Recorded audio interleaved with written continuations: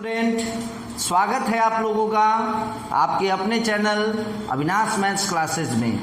आज मैं आप लोगों के लिए लेकर आया हूं एक बहुत ही इम्पोर्टेंट चैप्टर जो क्लास 10th का है, कोऑर्डिनेट ज्योमेट्री।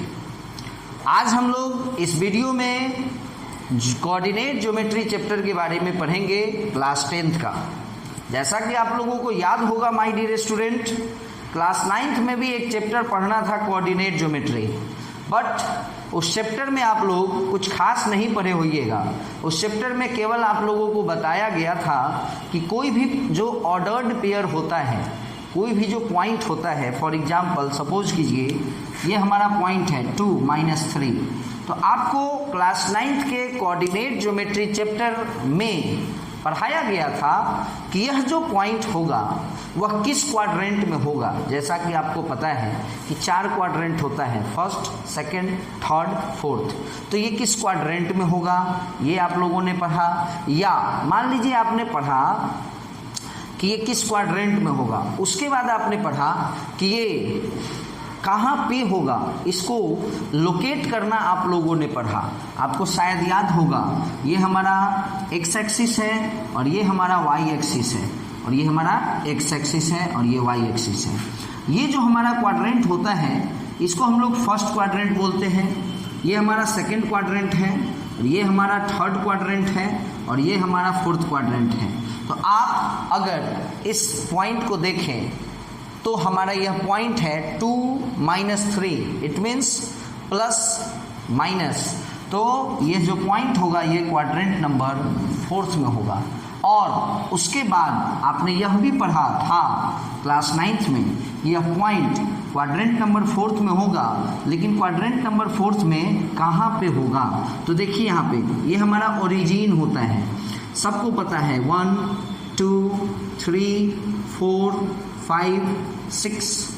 इसी तरह से वाई एक्सिस पे 1 2 3 4 5 6, नीचे -1 -2 -3 -4 -5 -6। एक्स एक्सिस पे लेफ्ट साइड में -1 -2 -3 -4 -5 -6। अब आइए माय डियर स्टूडेंट, जैसे यहाँ पॉइंट है 2 - 3, तो 2 एक्स एक्सिस पे 2 और वाई एक्सिस पे -3, यानी यह पॉइंट यहाँ पे होगा A 2, -3। और भी सपोज कीजिए, मान लीजिए कि हमारा कोई पॉइंट है B 4 7, तो माय डियर 4 7 थोड़ा ज़्यादा हो जाएगा, 4 3। तो माय डियर स्टूडेंट दोनों प्लस में हैं, दोनों प्लस इस चीज़ को शो कर रहा है कि यह जो पॉइंट होगा B ये हमारा फर्स्ट क्वाड्रेंट में होगा, क्योंकि आप देख सकते हैं फर्स्ट क्वाड्रेंट में दोनों का दोनों एब्सिसा, इसको एब्सिसा को बोलते हैं और इसको ऑर्डिनेट बोलते हैं। एब्सिसा और ऑर्डिनेट दोनों ही पॉजिटिव होता है फर्स्ट क्वाड्रेंट में। तो ये हमारा 4 3, एक्स एक्सिस पे 4, वाई एक्सिस पे 3, यानी यह पॉइंट यहाँ पे होगा 4 3। तो माय डियर स्टूडेंट ये ए हुआ और ये बी हुआ। तो ये सारी चीज़ें आप लोगों ने क्लास 9th के कोऑर्डिनेट ज्योमेट्री चैप्टर में पढ़ा। आज का जो क्लास 10 का जो कोऑर्डिनेट ज्योमेट्री चैप्टर है माय डियर स्टूडेंट, इस चैप्टर में मैं आपको सबसे पहला डिस्टेंस फार्मूला पढ़ाऊंगा। आज सबसे पहला जो आज का टॉपिक है वो है आपको डिस्टेंस फार्मूला, जिसको हम लोग ऐसे भी पढ़ेंगे कि डिस्टेंस बिटवीन, है ना, डिस्टेंस बिटवीन 2 पॉइंट्स। ध्यान दीजिएगा, 2 पॉइंट्स के बीच का अगर डिस्टेंस निकालना होगा तो कैसे निकाला जाएगा, है ना। Distance between 2 points, distance formula, है ना। चलिए तो देखेंगे, जैसा कि आप लोगों ने क्लास 9 में पढ़ा कि पॉइंट A 2 - 3 कहाँ पे होगा, पॉइंट B 4 3 कहाँ पे होगा। तो आज के इस वीडियो में क्लास 10th के पढ़ाई में, कोऑर्डिनेट ज्योमेट्री चैप्टर की पढ़ाई में आपको ये पढ़ना है कि इस पॉइंट और इस पॉइंट के बीच का जो ये डिस्टेंस है ये कितना यूनिट का होगा, है ना। तो इसको बाय फार्मूला हम लोग पढ़ेंगे। वैसे यदि आप लोग ग्राफ पे इसको लोकेट करके स्केल से मेजरमेंट करेंगे तो एग्जैक्ट आंसर मैच करेगा फार्मूला से। फॉर एग्जांपल सपोज कीजिए आप जो यहाँ यूनिट ले रहे हैं 1 2 3 वगैरह वगैरह वगैरह, वो एक एक सेंटीमीटर का लेना है। क्लियर है? तो स्वाभाविक है कि यहाँ से यहाँ तक अगर आपका स्केल बोल रहा है 7 सेंटीमीटर, मैं एक एग्जाम्पल ले रहा हूँ, आपका स्केल बता रहा है 7 सेंटीमीटर, तो माय डियर स्टूडेंट अभी जो मैं फार्मूला बताने जा रहा हूँ उस फार्मूला से भी ए से बी का जो बीच का जो डिस्टेंस होगा, ए और बी के बीच का जो डिस्टेंस होगा वो 7 ही होगा। चलिए तो फार्मूला देखिए माय डियर स्टूडेंट, फार्मूला क्या होता है? Distance between 2 points. आज का हमारा टॉपिक है 2 पॉइंट्स के बीच का डिस्टेंस निकालना। चलिए let us consider 2 points, that is A, और इसका कोऑर्डिनेट हम लोगों ने सपोज किया x1 y1 एंड दूसरा पॉइंट x2 y2, है ना। एक पॉइंट हमारा A है जिसका कोऑर्डिनेट है x1 y1 और दूसरा पॉइंट है हमारा B जिसका कोऑर्डिनेट है x2 y2, है ना। तो इस दोनों पॉइंट के बीच का डिस्टेंस यानी A से B का जो डिस्टेंस होगा AB, वो क्या होगा?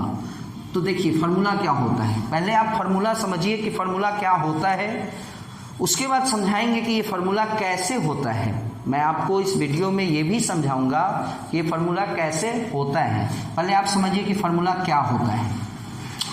डिस्टेंस फार्मूला, 2 पॉइंट के बीच का जो डिस्टेंस निकालना होता है उसका फार्मूला मैं आपको अभी बताने जा रहा हूँ माय डियर स्टूडेंट। बहुत ही आसान चीज़ है। हमने 2 पॉइंट लिया है, पॉइंट A जिसका कोऑर्डिनेट है x1 y1, पॉइंट B जिसका कोऑर्डिनेट है x2 y2, और हमको A से B यानी AB डिस्टेंस निकालना है। तो इसका फार्मूला होता है डिफरेंस ऑफ एब्सिसा, ध्यान दीजिएगा, डिफरेंस ऑफ एब्सिसा का square plus difference of ordinate का स्क्वायर, है ना। अब आइए, अब आप कहेंगे कि सर एब्सिसा क्या होता है? जैसा कि हम आप लोगों को यहाँ पे बताए थे, किसी भी पॉइंट का जो x कोऑर्डिनेट होता है वही एब्सिसा होता है और y कोऑर्डिनेट को हम लोग ऑर्डिनेट बोलते हैं। तो आपको इस फार्मूला से ये समझ में आया कि डिफरेंस ऑफ एब्सिसा मतलब हुआ कि इस दोनों पॉइंट में जो एब्सिसा है, तो my dear student point B का एब्सिसा कौन है? x2, पॉइंट A का एब्सिसा कौन है? x1। तो दोनों का एब्सिसा का डिफरेंस, तो पॉइंट B का एब्सिसा x2 है, पॉइंट A का एब्सिसा x1 है, दोनों को माइनस कराएंगे। डिफरेंस कराना मतलब माइनस कराना और उसका स्क्वायर करना। अब आप एक क्वेश्चन कर सकते हैं कि सर क्या हम x1 में से x2 को माइनस नहीं कर सकते हैं? माय डियर स्टूडेंट आप कर सकते हैं, आप कर सकते हैं। आप हमेशा एक चीज़ ध्यान में रखेंगे कि एब्सिसा में से एब्सिसा को माइनस कराना है, मतलब फर्स्ट वाले में से फर्स्ट वाले को माइनस कराना है। अब बशर्ते आप इसमें से इसको माइनस कराइए या इसमें से इसको माइनस कराइए, आखिर तो ओवरऑल लास्ट में हमको स्क्वायर करना है, कोई फर्क नहीं पड़ेगा। सपोज करो कि ये 5 है और ये 2 है, तो जब हम 5 में से 2 घटाएंगे तो 3 आएगा और स्क्वायर करेंगे तो 9 आएगा। अब मान लीजिए 2 में से 5 घटाएंगे तो -3 आएगा, लेकिन स्क्वायर करेंगे तो फिर 9 आएगा, इसलिए कोई फर्क नहीं पड़ता है। ठीक उसी तरह से difference of ordinate, my dear student, ordinate second वाले को बोलते हैं। जैसे इस पॉइंट का ऑर्डिनेट क्या है? y2 है और इस पॉइंट का ऑर्डिनेट क्या है? y1 है। तो दोनों ऑर्डिनेट, दोनों पॉइंट का जो ऑर्डिनेट होगा y2 और y1, उसका डिफरेंस यानी y2 माइनस y1 और उसका स्क्वायर। तो ये हमारा डिस्टेंस फार्मूला हुआ। एक बार मैं फिर से आपको डिस्टेंस फार्मूला रिपीट कर दे रहा हूँ। यह एक ऐसा फार्मूला है जिस फार्मूला से with the help of this formula we find out the distance between any two points. किसी भी दो पॉइंट के बीच का डिस्टेंस आप इस फॉर्मूला से फाइंड आउट कर सकते हैं। फिर से एक बार समझ लीजिए डिस्टेंस फार्मूला क्या होता है और कैसे उसको इम्प्लीमेंट कराना है।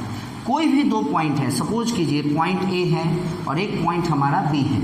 सपोज कीजिए पॉइंट ए का कोऑर्डिनेट है x1 y1 और पॉइंट बी का कोऑर्डिनेट है x2 y2। तो डिस्टेंस फार्मूला कहता है कि दोनों पॉइंट का जो एब्सिसा है, मतलब दोनों ही पॉइंट का जो फर्स्ट वाला कोऑर्डिनेट है उसको डिफरेंस कर लीजिए, पहले उस दोनों को घटा लीजिए और उसका स्क्वायर कर लीजिए। फिर दोनों ही पॉइंट का जो सेकंड कोऑर्डिनेट है, जिसको हम लोग ऑर्डिनेट भी बोलते हैं, है ना, उसको फिर घटा लीजिए और उसका स्क्वायर कर लीजिए। अब 100 बात की एक बात अपने बिहारी भाषा में, पहिलका में से पहिलका को घटाएंगे उसका स्क्वायर, प्लस दूसरका में से दूसरका को घटाएंगे उसका स्क्वायर, है ना। For example my dear student, suppose कीजिए एक पॉइंट है हमारा, सपोज करो इसी को ले लेते हैं। ये हमारा एक पॉइंट है 2 - 3 और दूसरा पॉइंट है हमारा 4 3। और अपने को क्या करना है कि ए और बी के बीच का डिस्टेंस निकालना है, मतलब ए बी।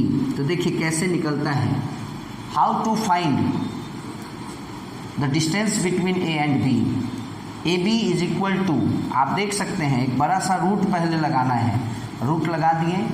फार्मूला क्या कहता है, पहला में से पहला को घटाएंगे, यानी 4 में से 2 को घटाएंगे, 2 आएगा और उसका स्क्वायर करेंगे।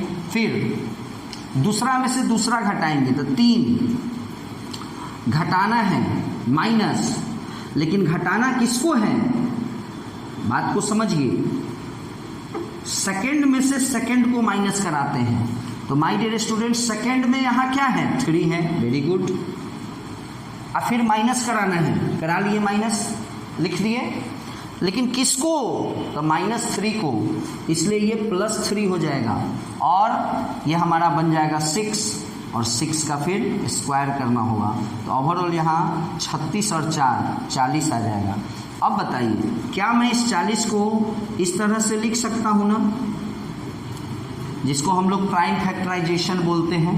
तो देखिए 2 ठो 2 है, बाहर आके 1 ठो 2 बन जाएगा और अंदर में 2 5 जा 10, यानी 2√10 यूनिट इसका आंसर आएगा। अगर पॉइंट ये है और अगर पॉइंट ये है तो दोनों पॉइंट के बीच का जो डिस्टेंस होगा वो 2√10 होगा।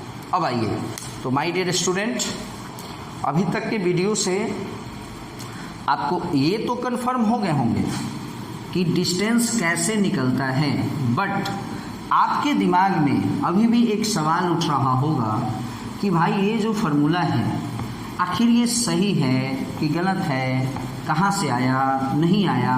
तो चलिए अब मैं आपको इस फार्मूला पर थोड़ा सा डिस्कस करने जा रहा हूँ, जिससे आपको यह शो हो जाएगा, जिससे आप सेटिस्फाइड हो जाएंगे कि यह जो फार्मूला है वह एकदम 100% प्रूफ किया हुआ फार्मूला है। चलिए ध्यान देने की ज़रूरत है। सपोज कीजिए ये हमारा x एक्सिस है और ये हमारा y एक्सिस है। ध्यान दीजिएगा माय डियर स्टूडेंट, और हमारे पास 2 पॉइंट है, एक पॉइंट है x1 y1 और दूसरा पॉइंट है x2 y2। सपोज करो ये हमारा x1 है, ये हमारा x2 है और इधर से ये y1 है और ये हमारा y2 है। तो सबसे पहला जो पॉइंट है हमारा वो क्या है, x1 y1, मतलब x एक्सिस पर x1 और y एक्सिस पर y1, यानी दोनों के सामने ये हमारा पॉइंट A हुआ, जो कि क्या है x1 y1। क्लियर है, ये पॉइंट A हो गया। अब आइए पॉइंट B है हमारा x2 y2, है ना। पॉइंट B में क्या है x2 y2, यानी x एक्सिस पर x2 यहाँ है और y एक्सिस पर y2 यहाँ है, इसके सामने और फिर इसके सामने, है ना। तो माय डियर स्टूडेंट ये हमारा B हो गया। चलिए और हमको यही निकालना है A से B का डिस्टेंस। देखिए कैसे निकल जाएगा? बस केवल आप लोग इतना बताइए कि हम इसको ऐसे ज्वाइन करा दें, हम इसको ऐसे ज्वाइन करा दें, है ना, ए बी, इसका नाम भी कुछ रख देते हैं सी, इसका नाम भी कुछ रख देते हैं डी, और इसको हम लोग ऐसे ज्वाइन करा देते हैं ई। अब बताइए आप लोग कि ए डी क्या होगा? ये चूंकि 0 है तो ये 0 से लेकर ये y1 है, तो ए डी भी y1 ही होगा। Very good. और ये जो हमारा पूरा का पूरा BC है, ध्यान दीजिएगा, पूरा का पूरा BC, तो इसके सामने आइए, 0 से ये y2 है, तो कहीं ना कहीं ये BC क्या होगा? y2 होगा। अब यदि कोई बोलता है what is the value of BE, तो माय डियर स्टूडेंट, क्या मैं BE केवल इतना की बात कर रहे हैं हम, ध्यान दीजिएगा, BE को हम लिख सकते हैं BC माइनस EC। क्लियर है? BE को क्या लिखेंगे? BC minus EC। अब आइए, तो चूंकि BC का वैल्यू क्या है? y2, और अगर AD y1 है तो EC भी y1 होगा। देखिए ये y1, इसी के सामने AD है, ये भी y1, और इसी के सामने EC है, यानी ये भी y1, तो EC को y1 लिख लिए। यानी कहीं ना कहीं इस BE का वैल्यू हमको आया y2 माइनस y1। क्लियर है? सिमिलरली, ठीक उसी तरह से माय डियर स्टूडेंट ध्यान दीजिएगा कि ये जो O से C तक का वैल्यू है, OC, वो बराबर होगा, ये मान लीजिए O पॉइंट है, तो यहाँ से यहाँ तक का डिस्टेंस हमारा पूरा का पूरा x2 है, तो OC हमारा क्या है? x2 है। और OD ये हमारा D है, OC हमारा x2 है, और OD हमारा यहाँ से यहाँ तक का डिस्टेंस x1 है। तो माय डियर स्टूडेंट, DC को आप लिख सकते हैं, DC को OC माइनस OD, क्या लिख सकते हैं? OC minus OD। तो आप बताइए OC क्या है? x2 है, और OD क्या है? x1 है। तो आपने क्या पढ़ा कि DC का वैल्यू x2 माइनस x1 होगा। अब आप ही बताइए कि जो DC होगा वही ना AE होगा, जो DC होगा वही ना AE होगा, यानी हम लिख सकते हैं कि AE बराबर DC, और DC का वैल्यू क्या आया है? x2 माइनस x1, यानी AE हो गया x2 माइनस x1। अब आप देख सकते हैं यहाँ कि ये जो ट्रायंगल है हमारा ABE, वो राइट एंगल ट्रायंगल है, यहाँ पे 90 डिग्री का एंगल है। तो in right angle triangle ABE आप देख सकते हैं एंगल E पे 90 डिग्री है, तो अगर एंगल E 90 है तो my dear student AB hypotenuse होगा, और सबको पता है कि हाइपोटेनस का जो स्क्वायर होता है वो बराबर होता है बचे हुए दो साइड के स्क्वायर के सम के।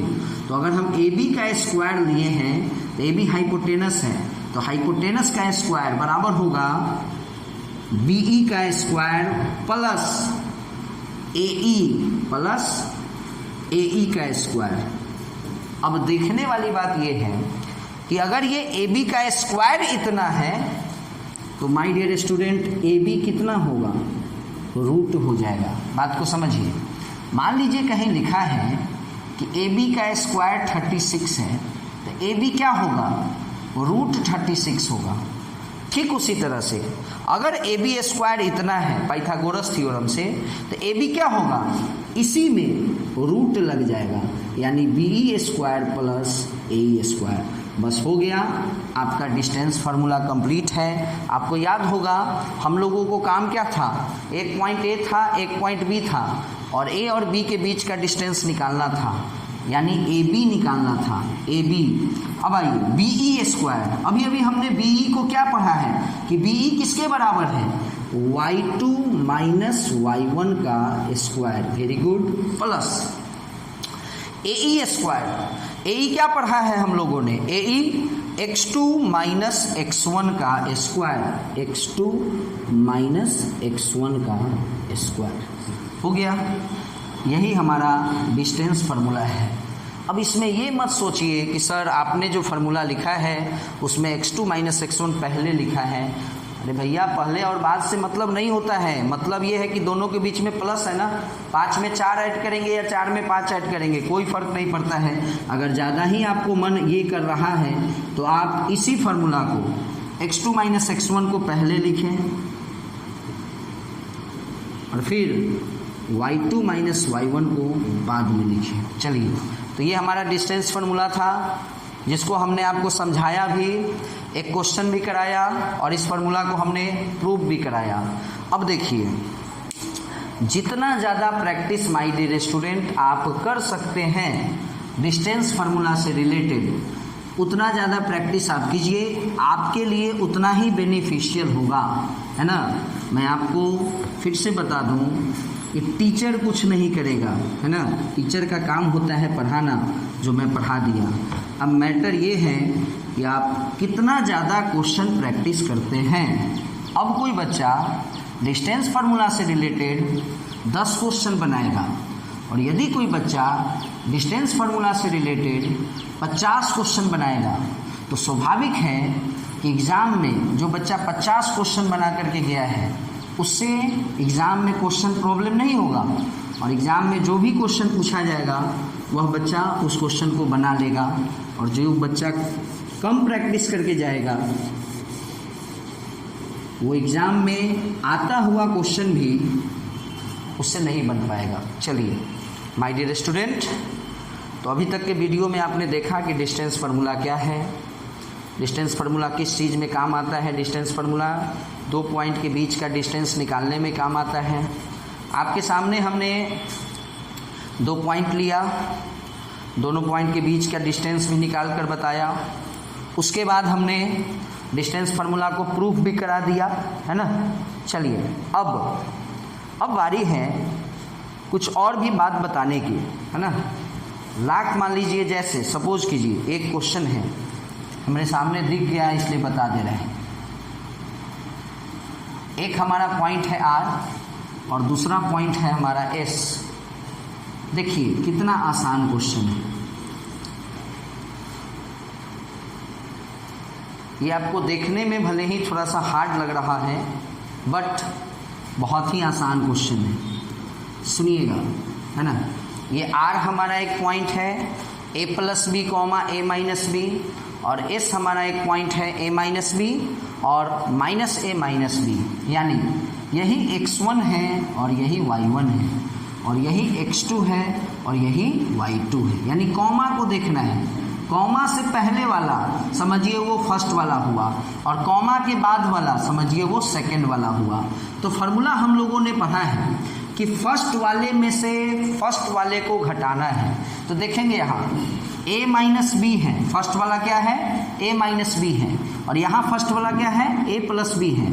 तो उसमें से जब इसको घटाएंगे ना तो ये हो जाएगा माइनस a और ये प्लस बी है, लेकिन जब घटाएंगे तो माइनस बी हो जाएगा और a एक कट जाएगा और बचेगा क्या माइनस बी जो कि बचेगा माइनस 2b और ओवरऑल उसका स्क्वायर करा देना है। अब आइए फिर प्लस, आपको शायद याद होगा कि डिस्टेंस फार्मूला जैसे R से S निकालना है, फार्मूला होगा x2 माइनस x1 का स्क्वायर और फिर y2 माइनस y1 का स्क्वायर। अब देखिए तो x2 माइनस x1 का काम हम लोगों ने कर लिया। अब मैटर फंसा है y2 माइनस y1 का, मतलब मैटर नहीं फंसा है, मतलब काम बचा हुआ है।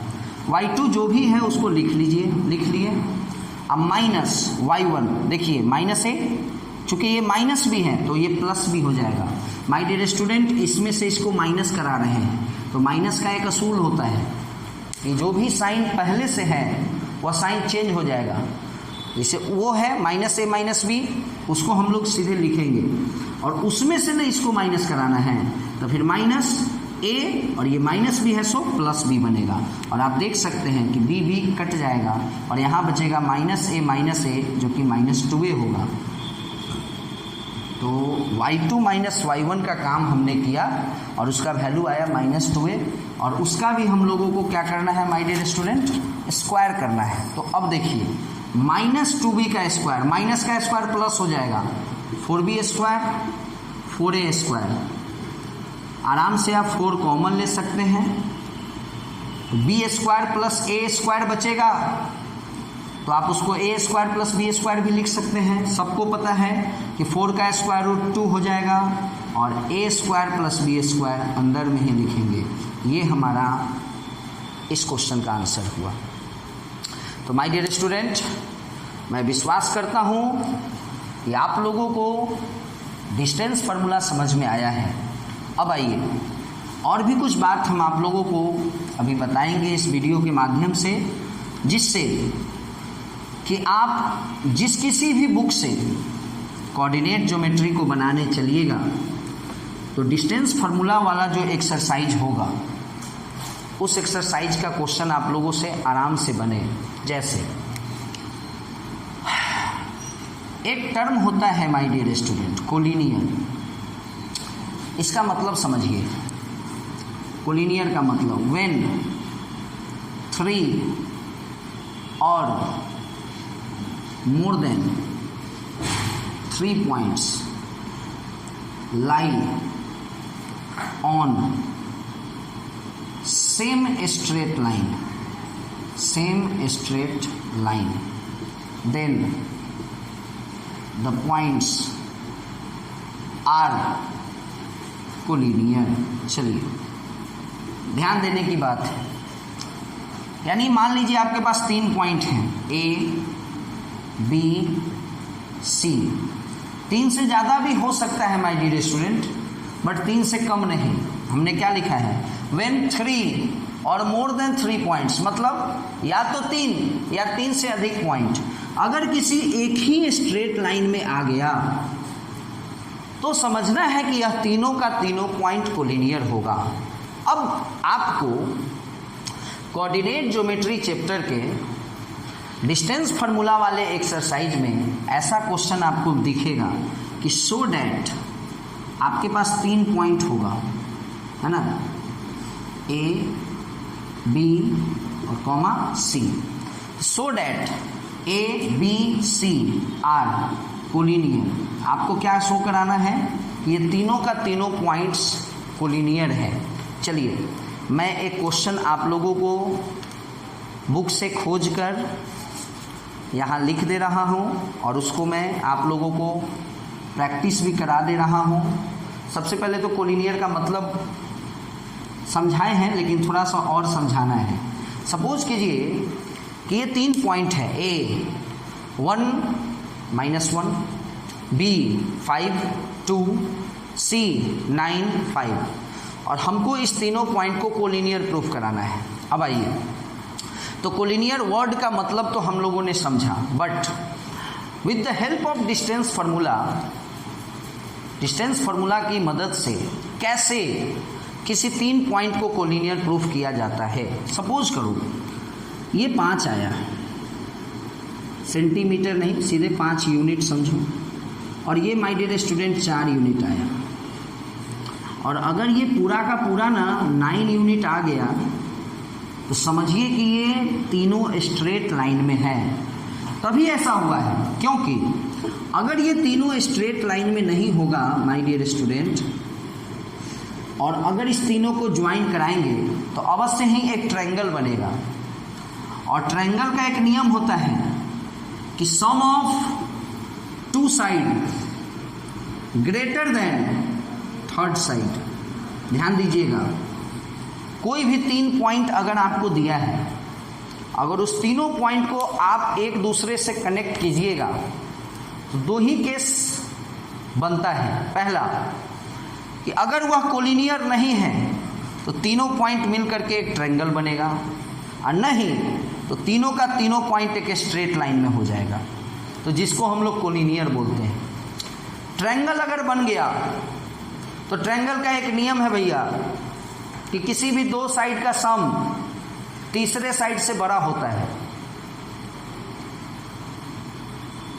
और अगर तीनों का तीनों पॉइंट अगर स्ट्रेट लाइन में आ गया तो स्वाभाविक है कि यहां से यहां तक 5, यहां से यहां तक 4, तो ये पूरा 9।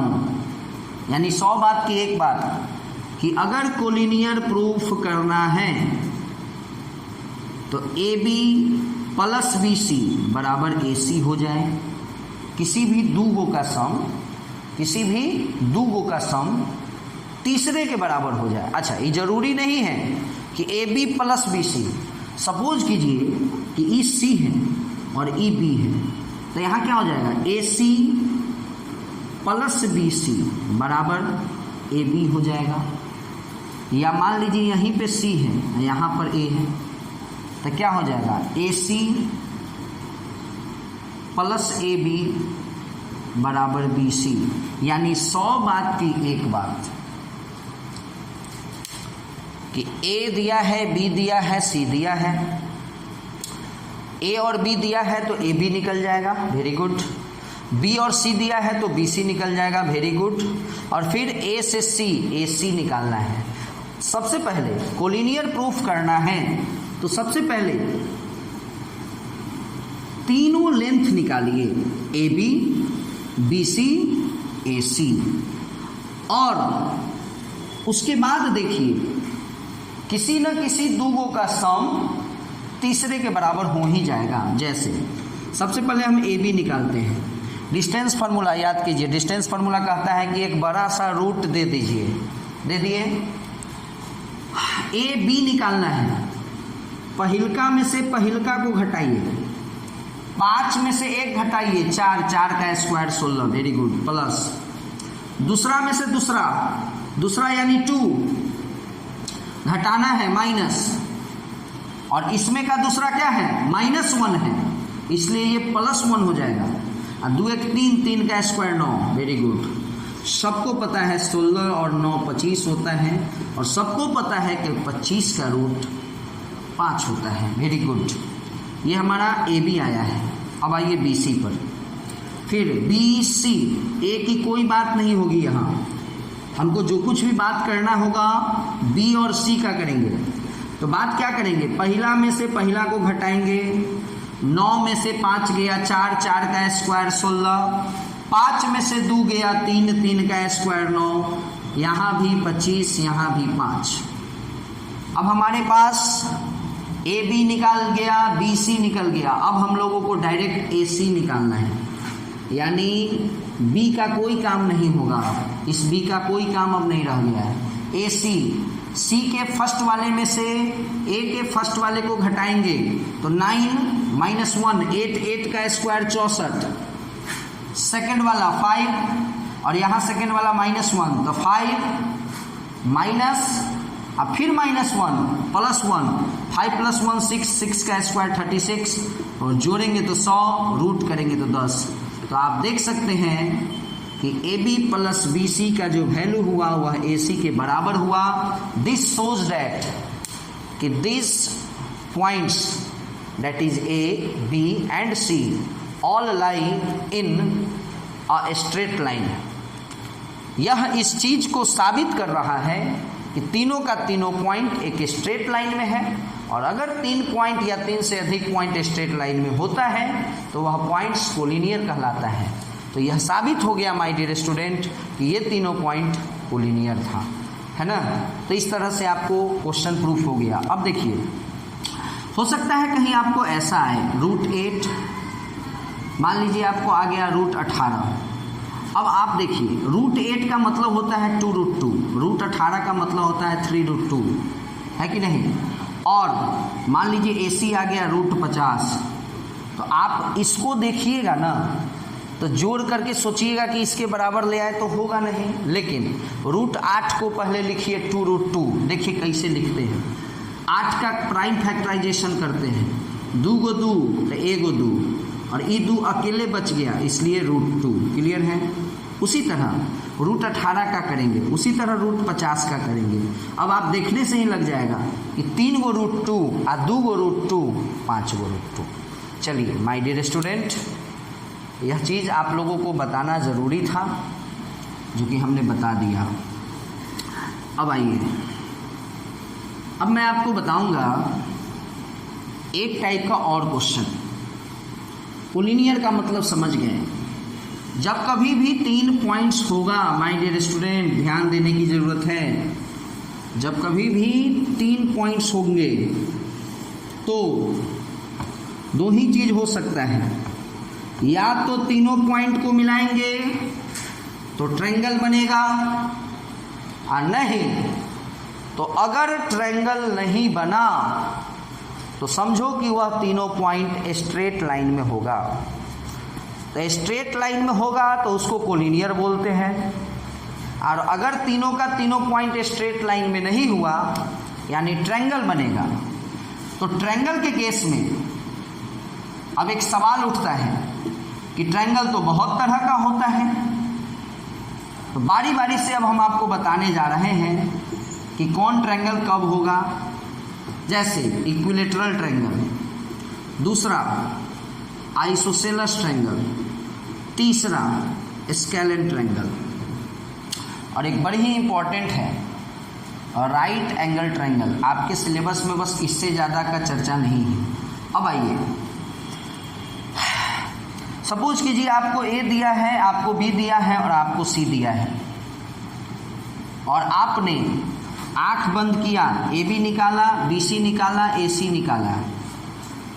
अब सुनते जाइएगा, अगर किसी भी 2 गो का सम तीसरे के बराबर हुआ तो वो तो कोलिनियर होता है भाई। अब आइए, लेकिन बात यहाँ हो रहा है कब, जब कोलिनियर नहीं होगा, मतलब तीनों पॉइंट स्ट्रेट लाइन में नहीं है, मतलब ट्रायंगल बन रहा है, तब की। अगर ये तीनों बराबर हो गया, समझ जाओ इक्विलेटरल। Very good. तो यदि क्वेश्चन में दे दिया जाए कि so that point A B and C are the vertices of equilateral triangle, तो क्या करना है, उसी तरह तीनों का वैल्यू निकालना है। अगर तीनों बराबर हो गया मतलब इक्विलेटरल है। अब आइए, ऐसा भी क्वेश्चन रहता है, so that the points A B and C are the vertices of isosceles triangle. तो माय डियर स्टूडेंट, आइसोसेलेस जब कोई 2 गो साइड बराबर हो जाए। अभी अभी जो हम लोगों ने क्वेश्चन देखा था, आपको याद होगा, ए बी 5 आया था, बी सी भी 5 आया था और ए सी 10 आया था। तो हमने क्या देखा वहाँ, पहले तो वो ट्रायंगल वो तीनों पॉइंट कोलिनियर हो गया, कोलिनियर हो गया, इसलिए बात ही छोड़ो। लेकिन 5 और 5 2 गो साइड आया था ना। अब मान लो तीसरा साइड कुछ और होता, सपोज करो 6 होता, 10 ना होके 6 होता, लेकिन 2 गो साइड तो 5 और 5 है, तो उसी को आइसोसेलेस ट्रायंगल कहेंगे, है ना। तो ए बी और बी सी, जरूरी नहीं है कि ए बी और बी सी बराबर हो सकता है बी सी और ए सी भी बराबर हो सकता है, या ए बी और ए सी भी बराबर हो सकता है। यानी 100 बात की एक बात, एनी 2 साइड्स आर इक्वल, है ना। कोई 2 साइड इक्वल आ जाता है तो उसी को हम लोग क्या बोलते हैं, आइसोसेलेस ट्रायंगल।